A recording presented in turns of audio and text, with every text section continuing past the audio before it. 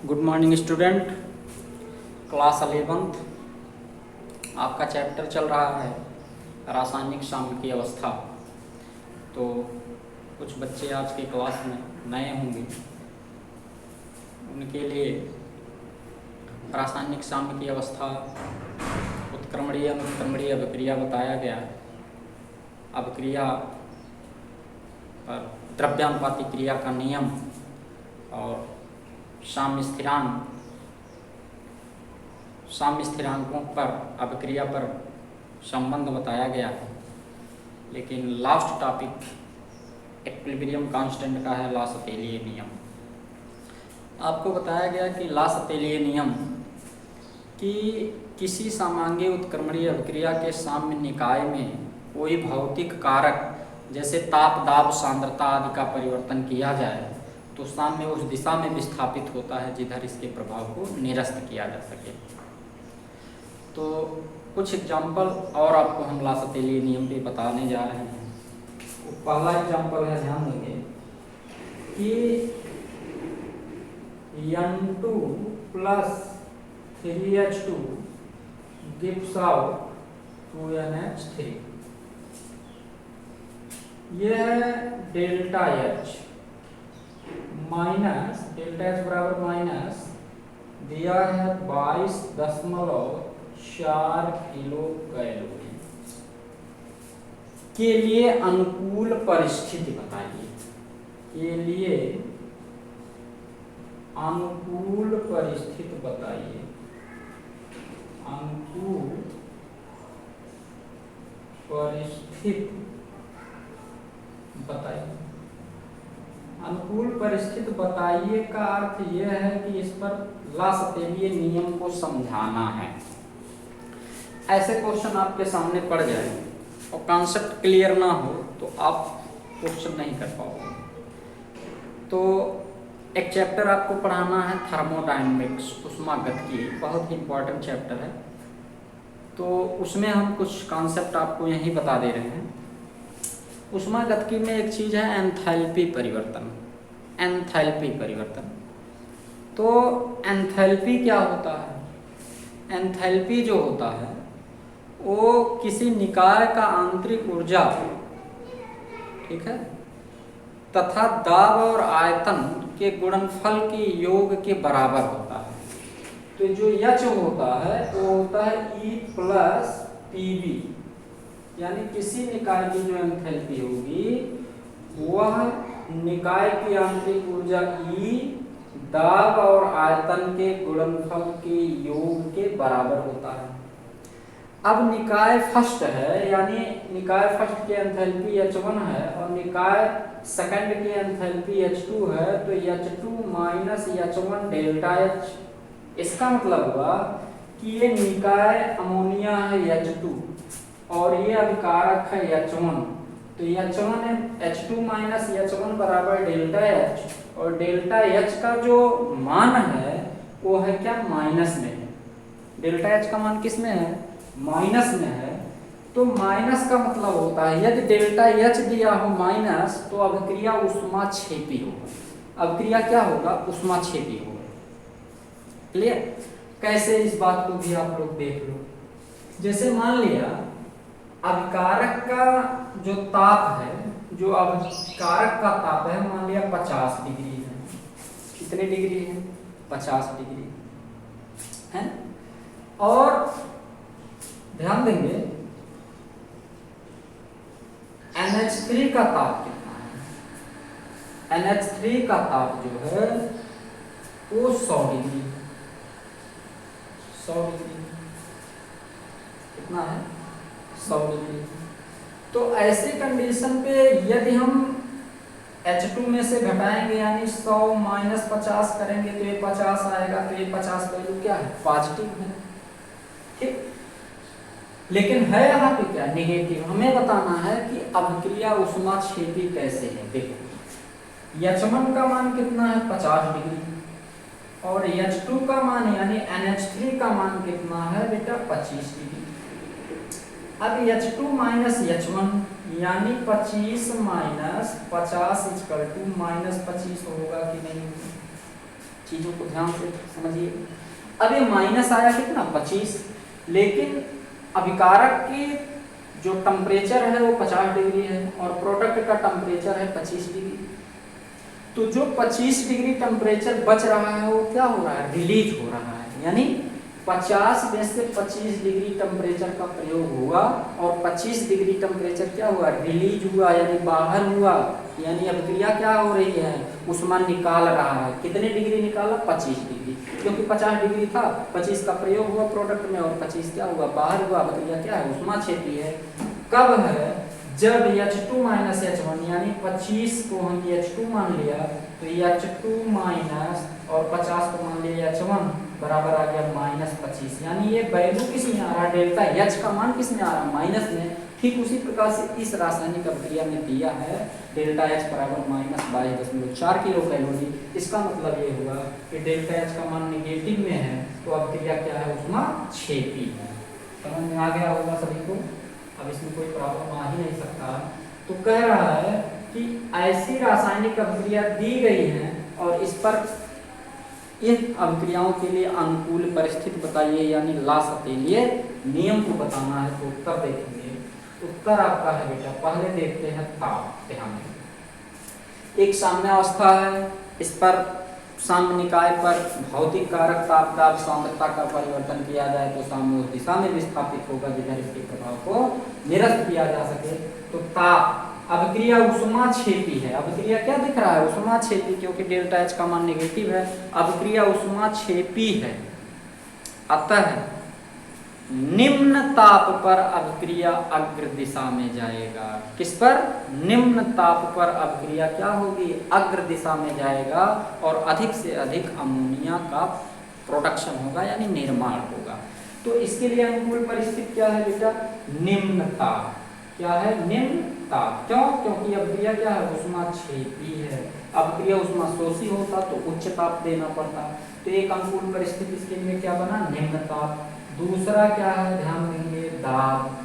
क्या है, दाब। अब ध्यान देंगे, अमोनिया बनने में आयतन घटता है। कैसे पता चला आयतन घटा, यहाँ 3 मोल हाइड्रोजन का है, 1 मोल नाइट्रोजन का, टोटल कितने मोल, 4 मोल, और अमोनिया कितने मोल, 2 मोल। यानी नाइट्रोजन और हाइड्रोजन के संश्लेषण से अमोनिया बना तो आयतन क्या हुआ, घटा।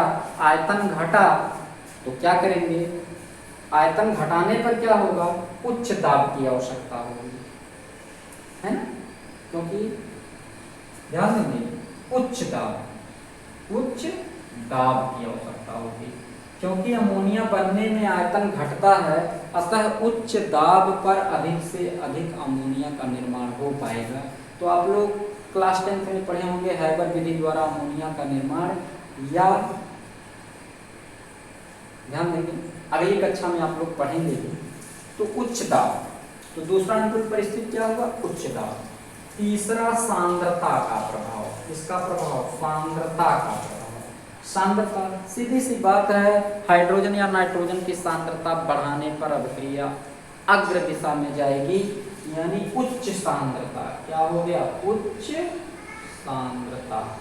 क्या हो गया, ये उच्च सांद्रता। निम्न ताप, उच्च दाब, उच्च सांद्रता। और चौथा है उत्प्रेरक की उपस्थिति। तो उत्प्रेरक की उपस्थिति मीन्स क्या हुआ, उत्प्रेरक की उपस्थिति साम्य अवस्था को प्रभावित नहीं करता, यानी उत्प्रेरक की उपस्थिति लगाओ या ना लगाओ कोई प्रॉब्लम नहीं आएगा। तो अभिक्रिया की अनुकूल परिस्थिति के बारे में आपको बताऊंगा, ठीक। इसी प्रकार एक और रासायनिक अभिक्रिया है, उसको आप लोग ध्यान देंगे। एक और रासायनिक अभिक्रिया है, उसमें दे रखा है SO2 plus O2 gives out SO3 यानी 2SO3 प्लस 4500 किलो कैलोरी। अब देखो यहाँ डेल्टा H का मान नहीं दिया है, यहाँ सीधा पॉजिटिव मान दिया है, और इस पर इस रासायनिक अभिक्रिया की अनुकूल परिस्थिति बताना है। तो पहला ताप, ताप में क्या होगा बेटा, सीधी सी बात है, अभिक्रिया ऊष्माक्षेपी है। अब प्लस में आया, डेल्टा H नहीं लिखा ना, तो डेल्टा H नहीं लिखा, केवल प्लस लिखा है, यानी अभिक्रिया ऊष्माक्षेपी है। डेल्टा H प्लस लिखा होता तो अभिक्रिया ऊष्माशोषी हो जाता, और माइनस लिखा है तो ऊष्माक्षेपी हो जाता। तो यहाँ प्लस लिखा है तो ऊष्माक्षेपी। तो ताप यानी निम्न ताप, क्योंकि अभिक्रिया क्या है, ऊष्माक्षेपी है, तो निम्न ताप पर सल्फर ट्राइऑक्साइड का निर्माण अधिक से अधिक होगा, क्योंकि अभिक्रिया ऊष्माक्षेपी है। और लासतेलिए नियम के अनुसार किसी साम्य निकाय में कोई भौतिक कारक जैसे ताप दाब सांद्रता का परिवर्तन करने पर साम्य उस दिशा में विस्थापित होगा जिधर इसके प्रभाव को निरस्त किया जा सके, जिधर इसके प्रभाव को निरस्त किया जा सके। आगे बात समझ में, तो ध्यान देंगे। दूसरा है दाब। तो दाब मतलब क्या, उच्च दाब। उच्च दाब क्यों, क्योंकि सल्फर ट्राइऑक्साइड बनने में आयतन घट रहा है, अतः उच्च दाब पर अभिक्रिया अग्र दिशा में जाएगी, यानी सल्फर ट्राइऑक्साइड का निर्माण अधिक करने के लिए हमें उच्च दाब लगाना होगा। यहाँ सल्फर ट्राइऑक्साइड का 1 मोल, ऑक्सीजन का 1 मोल, तो 2 मोल, इधर कितना बना 2 मोल, तो लगभग बराबर है। लगभग क्या है, बराबर है। कैसे बराबर है, यहाँ 2 लिखना पड़ेगा, समीकरण बैलेंस करना है, ध्यान देना है ये भी। तो 2 1 3 मोल, इधर का मोल 2 मोल, तो ऐसे कंडीशन में आयतन घट रहा है, अतः उच्च दाब की आवश्यकता होगी। तीसरा नंबर है सांद्रता। तो सांद्रता वही बात है, सांद्रता बढ़ाएंगे तो अभिक्रिया अग्र दिशा में जाएगी, यानी उच्च सांद्रता। क्या करेंगे, उच्च सांद्रता, उच्च। और चौथा है उत्प्रेरक की उपस्थिति। तो उत्प्रेरक की उपस्थिति साम्यावस्था को प्रभावित नहीं करता, तो उत्प्रेरक लगाएं अथवा ना लगाएं। ये रहा आपका लासतेलिए नियम का स्पष्ट व्याख्या। लासतेलिए नियम की स्पष्ट व्याख्या। तो आइए आपको एक अलग टाइप का न्यूमेरिकल बताते हैं, फिर कभी या कल हो सकता है रिवीजन शुरू करें, या फिर रिवीजन, हाँ रिवीजन ही शुरू करें। रिवीजन से आपको जो चैप्टर है उसके कॉन्सेप्ट क्लियर हो जाएंगे। ध्यान देंगे। एक सवाल है आपका, सवाल है 8 ml H2 तथा 8 ml I2 से क्रिया कराने पर 12 ml HI बनता है, 12 ml HI बनता है। Kc के मान की गणना कीजिए। Kc के मान की गणना कीजिए, ध्यान दीजिएगा। Kc के मान की गणना करना है, सॉल्व देखेंगे। सॉल्व क्या है, H2 plus I2 gives out हुआ 2HI, ठीक। इसका 8 ml, इसका 8 ml। प्रारंभ में इसका कितना है 0 ml। T समय बाद साम्य पर, T समय बाद साम्य पर इसका कितना ml है 12 ml। ध्यान देना, 8 ml H2, 8 ml I2। प्रारंभ में तो HI 0 है, लेकिन जैसे ही साम्यावस्था स्थापित हुआ तो 12 ml बचा। तो हम देखते हैं 1 मोल H2 1 मोल I2 क्रिया हुआ, 2 मोल HI बना। तो सीधी सी बात है 12 ml HI बनने के लिए 6 ml I2 और 6 ml H2 का उपयोग होगा। तो 8 में से 6 यहाँ, 8 में से 6 यहाँ घटा देंगे, क्लियर। तो यहाँ से घट गए। अब देखेंगे 8 में से 6 ml प्रयोग हुआ, 8 में से 6 ml प्रयोग हुआ, तो 6 दूना 12 ml बना। अब Kc की गणना करना है, तो Kc का मान निकाल दो, HI का वर्ग बटे H2 I2। HI का वर्ग माने क्या, 12 बराबर 144, और बटे कितना ये हो जाएगा भाई, 8 में से 2 गया, 6 गया 2, और गुणे कितना 2, ये कितना आ गया 12 बराबर कितना हो जाएगा बेटा 144, और बटे 2 दूना 4, तो ये हो जाएगा कितना 4 3 12, और बचा 2, तो 4 6 24। Kc का मान कितना आ गया 36 मोल प्रति लीटर। बहुत ही बढ़िया सवाल। तो 36 मोल प्रति लीटर, ठीक है ना। तो ये सब सवाल आप लोग पढ़ लें। आपको आर्हीय समीकरण, अब आपको हम पढ़ाएंगे वियोजन की मात्रा।